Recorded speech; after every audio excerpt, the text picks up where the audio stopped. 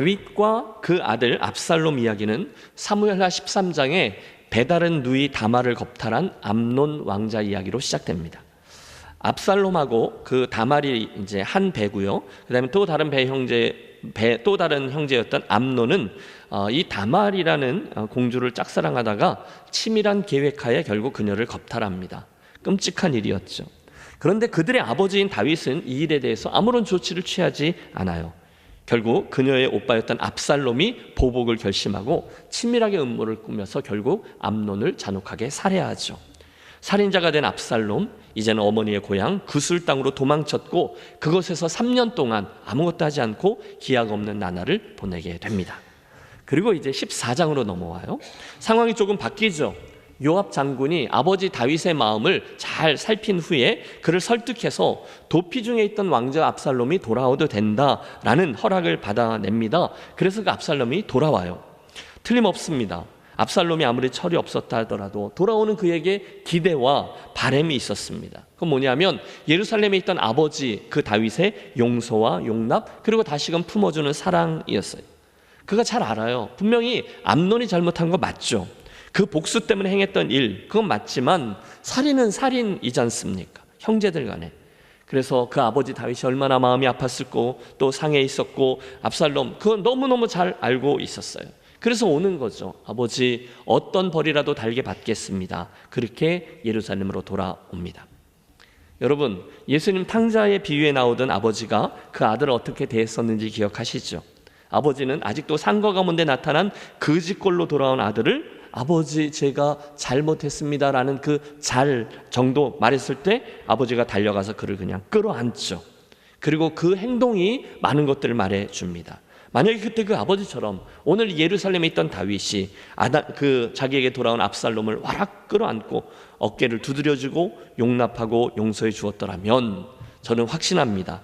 어쩌면 그 이후에 나오는 여러 개의 비극들은 일어나지 않았을 거예요. 여러분 그런 모습을 상상해 보세요. 이 녀석아 힘들었지? 아버지의 이 말씀 한마디에 압살롬은 와르르 무너졌을 겁니다. 잠시 후 아버지의 그 무릎에 얼굴을 파묻고서 펑펑 울며 다 쏟아내는 거죠. 여동생 다말이 당했던 그 억울함, 형 암논에 대한 자기의 분노, 그리고 도피 생활을 할 때 겪었던 자기의 곤고함과 마음고생 등등 말입니다. 그러면서 그 눈물과 함께 아버지와의 모든 관계가 회복되는 거예요. 그러나 현실은 어땠나요? 불행하게도 아버지 다윗은 압살롬을 만나주지도 않습니다. 왕이 이르되 그를 그의 집으로 물러가게 하여 내 얼굴을 볼 수 없게 하라 하매 압살롬이 자기 집으로 돌아가고 왕의 얼굴을 보지 못하니라. 아버지가 너무도 매정하게 그 아들을 거절한 겁니다. 아버지들 계시죠? 그럴 때 있잖아요. 이상하게 아들들한테는 왜 그렇게 매정한지 몰라요. 그러지 마세요. 나중에 반드시 후회합니다.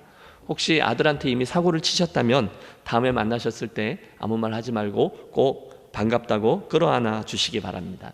저도 다음번에 아들 만나면 그렇게 하려고요. 그런데 여러분 비단 아들에게만 우리가 그러나요?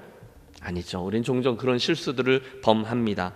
용서는 하죠. 사법적으로 해결이 됐어요. 그리고 일단락 됐습니다. 오케이, 제가 없었던 일로 하겠습니다. 하지만 심정적으로 우리는 여전히 그를 거절합니다. 그날 다윗이 그 아들 압살롬 돌아오게는 허락해 줬지만 그 보기를 거절했던 것처럼 말입니다. 이해는 돼요. 큰 상처를 받았어요. 이유가 있었지만 사실은 사실입니다. 그러니 어떻게 자기의 형제, 자기의 아들을 죽인 또 다른 아들을 그렇게 쉽게 용서하고 품어줄 수 있겠습니까? 그런데 분명한 것은 지금 이런 차디찬 거절을 통해서 다윗이 또 다른 죄의 근원, 증오심을 드러내고 있었다는 거예요. 그래서 돌아오던 압살롬은 아버지 얼굴도 보지 못하고 싸늘한 거절감을 느끼며 저쪽으로 팽개쳐집니다. 지난 시간 우리는 밧세바의 일과 관련해서 범했던 다윗의 죄악들을 살폈습니다. 다윗의 탐심, 자기가 이렇게 저렇게 하는 것으로 인해서 간음과 살인과 은폐와 거짓이 자리하게 되었어요. 아마 그 흔적이죠. 자기도 그 일에 관한 한 떳떳하지 못했거든요. 그래서 아들 암논이 다말을 범했을 때 아무런 말도 할 수 없었던 아버지가 아니었나 싶습니다. 결국 죄는 또 다른 죄를 키웁니다. 아버지 다윗의 간음죄는 누이 다말을 겁탈한 아들 암논의 죄로, 또 그 죄는 형제를 살해한 압살롬의 죄로, 그리고 또 이는 또다시 아버지 다윗의 거절과 증오, 미움이라는 죄로 계속 연결됩니다. 그 이후에 오늘 우리가 대하는 반정, 살인, 원수 맺음 등등이 그들을 따라오죠. 보세요. 사랑하는 여러분, 죄를 심상히 여기지 말아야 될 이유가 여기 있습니다. 죄에는요 반드시 악순환이 따라요. 따라서 은혜와 복수와 심판이 아니라 진실과 회개와 화해로 이 고리를 끊어야 합니다. 그때서야 샬롬이 이루어집니다. 진실, 회개, 또 용서, 용납. 사랑하는 여러분, 그런데 이 모든 이야기의 출발점에 있는 이 죄를 결단코 심상히 여기지 마시고 진실과 회개를 통해서 샬롬을 되찾으시는 저와 여러분이 되시기를 부탁합니다. 여러분, 압살롬이 돼보세요. 그 마음이 찢어질 대로 찢어진 거죠. 그 대가는 처절하죠. 한순간 심상치 않은 일이 벌어집니다. 아버지에게 거절받고 찢김받은 아들, 이제 그 선을 넘은 거죠. 자기가 당한 대로 갚아주겠다고 결심합니다. 이런 아버지고 뭐고 필요 없어. 그 아버지 내가 쫓아버리겠어. 그리고서 4년. 여러분, 이 벌써 몇 년의 시간이 흐르고 있는지 보십시오. 도망가서 3년, 돌아와서 또 2, 3년, 그리고 나서 4년. 그는 치밀하게 반정 음모를 꾸밉니다. 사무엘하 15장에 그 이야기가 나와요. 그 후에 압살롬이 자기를 위하여 병거와 말들을 준비하고 호위병 50명을 그 앞에 세우니라.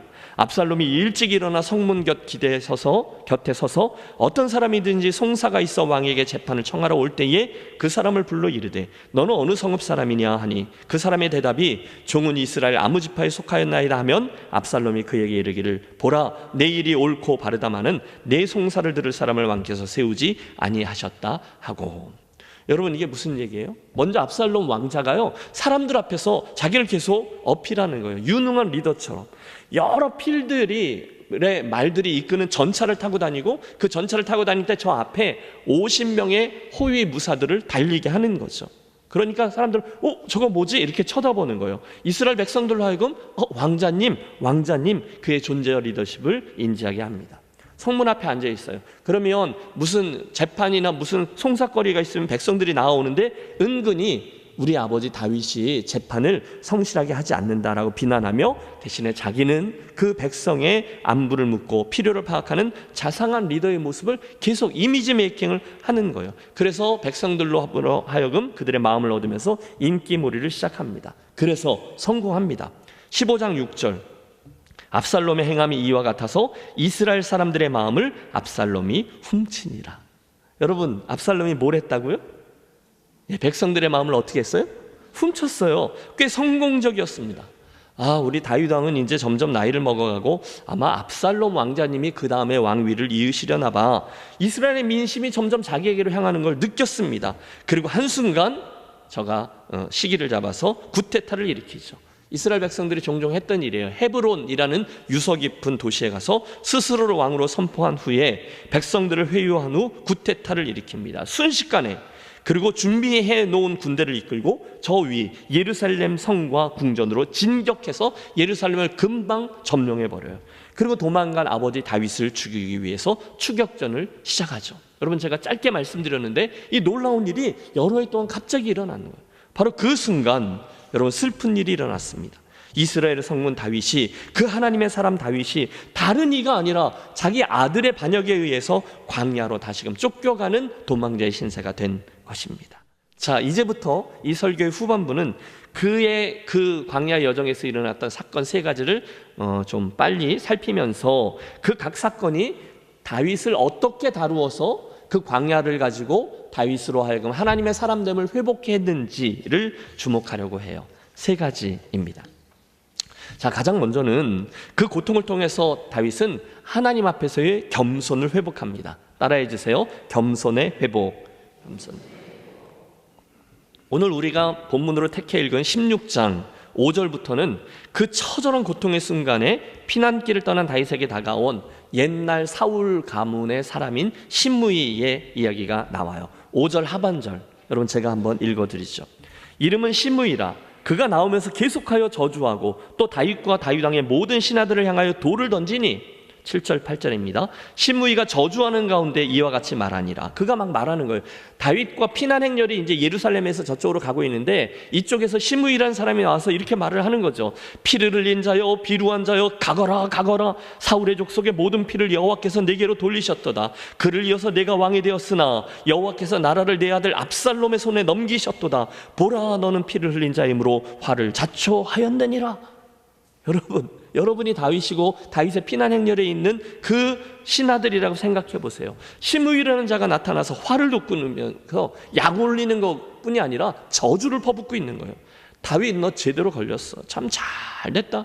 그동안 네가 저질렀던 죄들을 생각해봐라. 꼴 좋다. 하나님이 너 심판하는 거야. 여러분, 만약에 제가 그곳에 있었던 다윗이었다면 피가 거꾸로 솟았을 겁니다. 이게 얼마나 힘든 상황이에요. 아니, 지금 저놈이 불난 집에 석유통을 들러붙는 거야? 뭐가 어째? 뭐 이러지 않았을까요? 그런데 여러분, 그 순간이 다윗의 변화를 우리가 볼 수 있다는 거죠.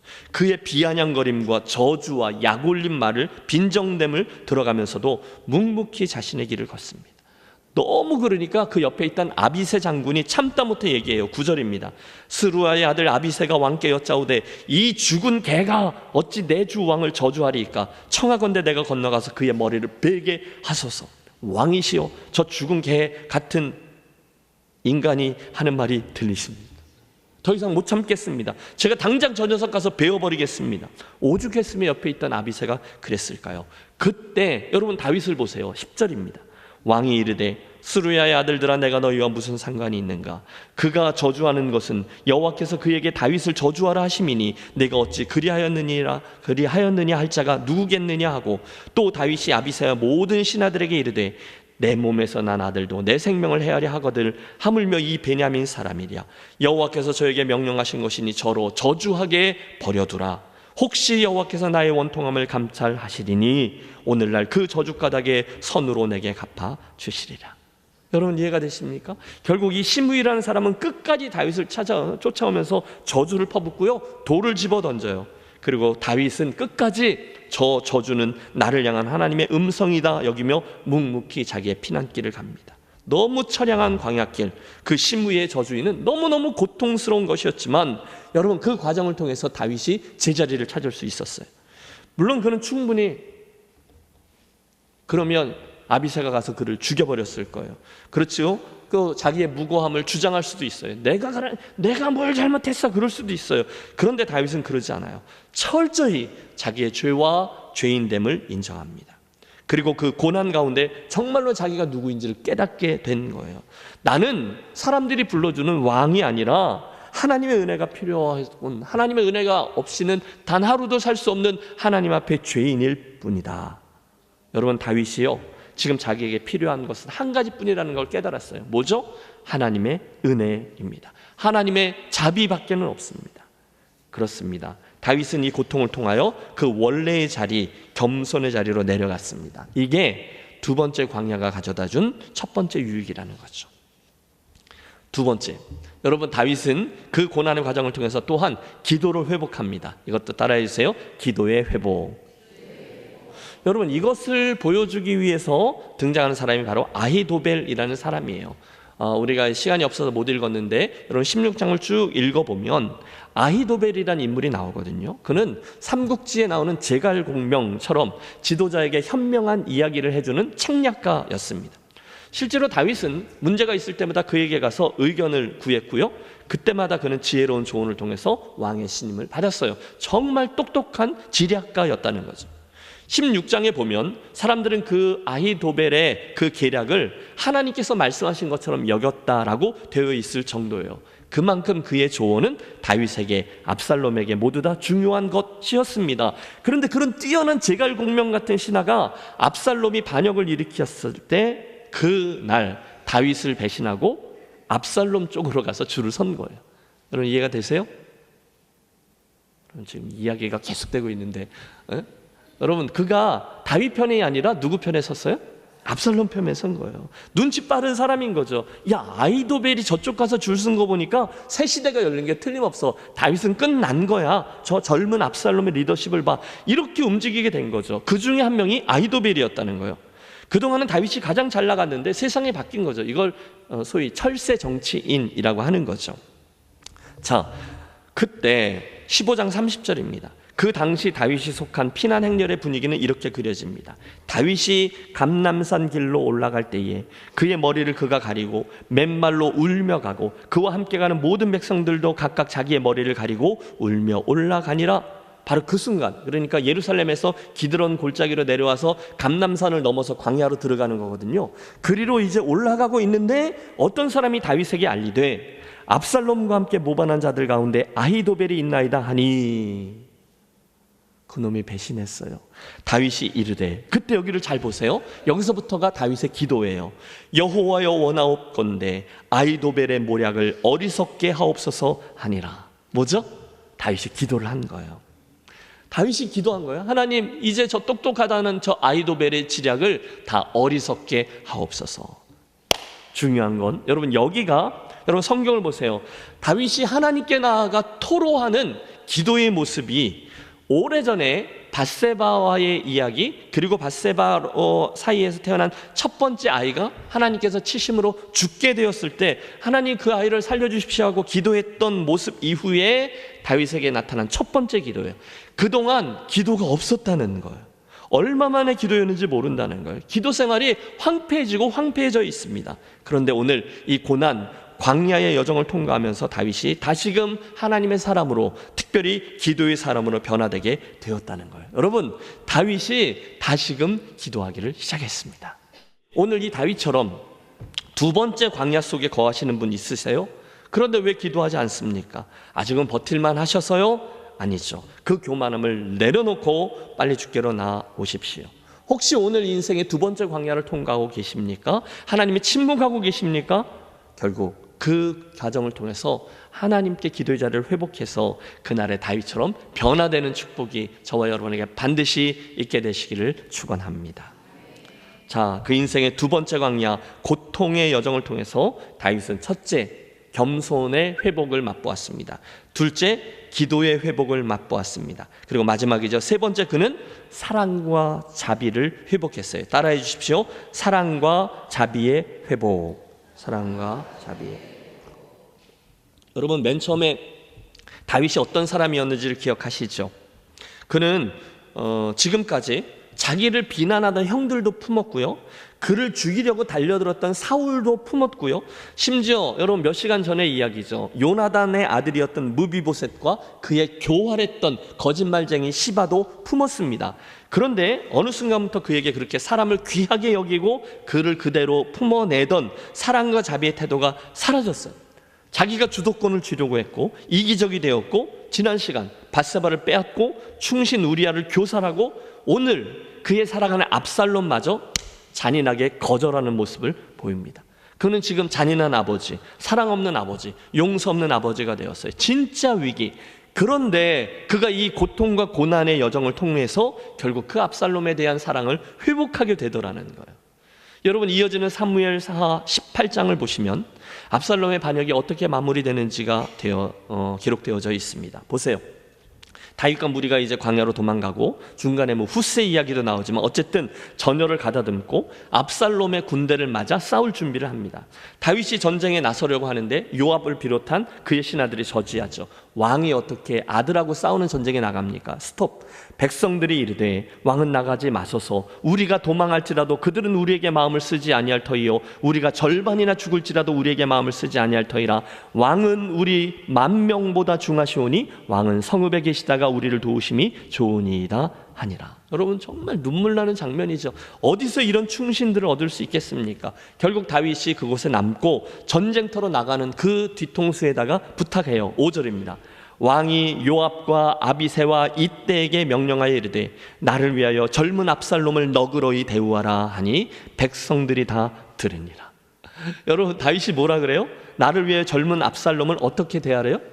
너그러이 대하라는 거예요. 무슨 뜻입니까? 내 아들 압살롬을 너무 매몰차게 대하지 말라 부탁하는 겁니다. 그 못된 압살롬, 못된 놈이지만 학살하거나 그냥 그렇게 하지 말아달라는 겁니다. 여러분, 놀랍지 않습니까?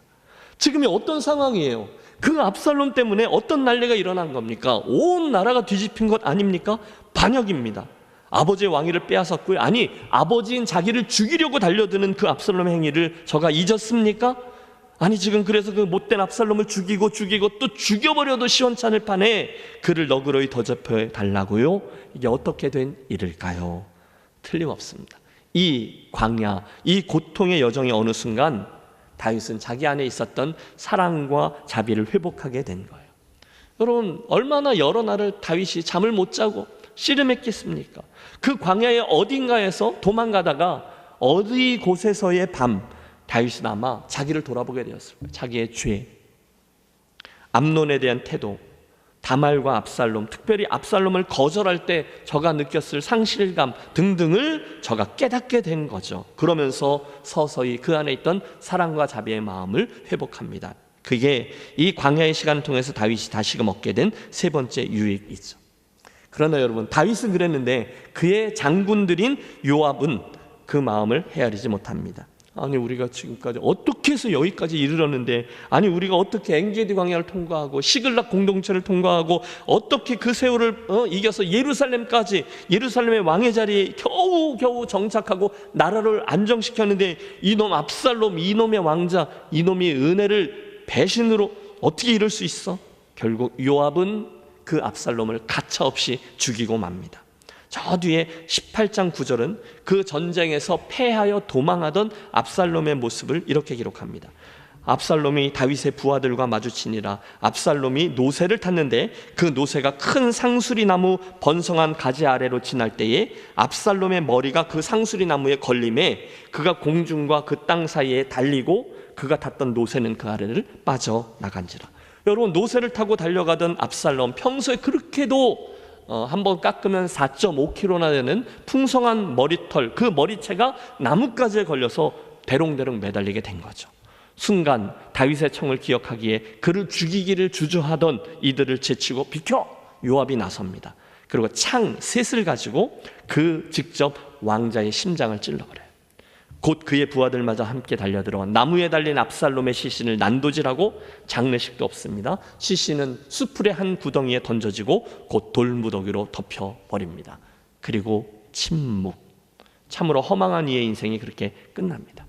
잠시 후 그 소식이 전해졌을 때 다윗은 압살롬의 죽음으로 인해서 탄식합니다. 33절이에요. 왕의 마음이 심히 아파 문 위층으로 올라가서 우니라. 그가 올라갈 때 말하기를 내 아들 압살롬아, 내 아들 압살롬아, 차라리 내가 너를 대신하여 죽었다면 압살롬 내 아들아 하였더라. 여러분, 다윗의 이 탄식은요, 자기 인생에 대한 탄식이었을 거예요. 자기 인생의 비애, 자기가 저질러 놓았던 죄악, 거절에 대한 후회, 아들에 대한 연민 등등이 다 담겨 있습니다. 전에는 그 압살롬에 대해서 아무리 찔러도 꿈쩍하지 않던 다윗의 굳어진 마음이 있었지만 고통과 고난을 통과하면서 그 마음에 다시금 사랑과 자비, 다시금 싹트게 되었다는 거죠. 이게 고난과 광야의 세 번째 유익이라 할 수 있습니다. 사랑하는 성도 여러분, 바로 이것이 오늘 이 다윗 이야기를 통해서 하나님이 보여주고자 하시는 당신의 뜻입니다. 믿음의 길을 가다가 보면 오늘일 수도 있고요, 앞으로일 수도 있어요. 우리는 종종 우리가 원치 아니하는 고난과 고통이라는 두 번째 광야를 만납니다. 예수 믿는데 광야가 또 나타날 수 있다는 거예요. 그때 하나님의 뜻은 자명합니다. 그날 그 다윗의 변화처럼 나도 그렇게 변화되기를 기대하시는 줄로 믿습니다. 말씀을 맺습니다. 다윗과 하나님과 함께 13번째 시간, 오늘도 하나님은 다윗의 일상 가운데 하나, 특별히 고통, 광야라는 렌즈를 통해서 당신의 뜻을 보여주고 있습니다. 혹시 오늘 다윗의 모습을 통해서 하나님을 바라보십시오. 그분이 나를 향한 기대는 세 가지입니다. 겸손의 자리, 기도의 자리, 사랑과 자비의 자리. 그때 저와 여러분 또다시 이 두 번째 광야를 잘 통과해서 오늘 하나님 앞에 회복되는 21세기의 다윗들이 되어질 것입니다. 이 아침에 이 메시지를 그 3000년 전의 다윗이 아니라 오늘의 나에게 주시는 하나님의 음성으로 듣고 반응하여 다시금 변화되고 하나님의 사람다움을 회복하는 저와 여러분이 되시기를 주의 이름으로 축복합니다.